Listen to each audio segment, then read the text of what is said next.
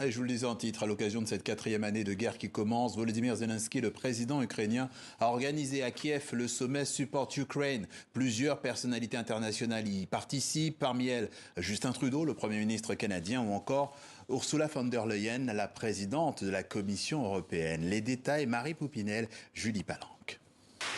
Dans le froid glacial, ces officiels ukrainiens sont en poste pour une arrivée spéciale. Ce train et ses passagers VIP. Ursula von der Leyen, Justin Trudeau, les uns après les autres, 13 dirigeants de l'Union européenne posent le pied en Ukraine. Un défilé de la plus haute importance pour Zelensky en quête de soutien suite au rapprochement des États-Unis avec la Russie. Une volte-face qui sidère autant qu'elle inquiète. Chers amis, cette année devrait être celle du début d'une paix réelle et durable. Poutine ne nous offrira pas cette paix, il ne l'échangera pas contre quoi que ce soit. Nous devons parvenir à la paix par la force, la sagesse et l'unité, grâce à notre coopération avec vous.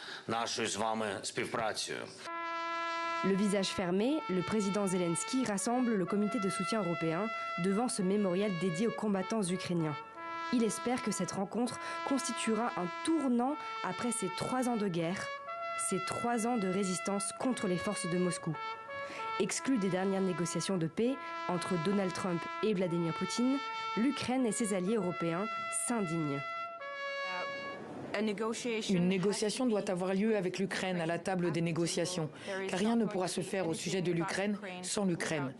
Il s'agit également de la sécurité européenne. Et parce qu'il s'agit de la future sécurité européenne, l'Europe doit également être consultée. Moscou annonce qu'une rencontre entre diplomates russes et américains aura lieu en fin de semaine. De son côté, Bruxelles tape sur de nouvelles aides en armement pour l'Ukraine et lance la 16e salve de sanctions contre la Russie.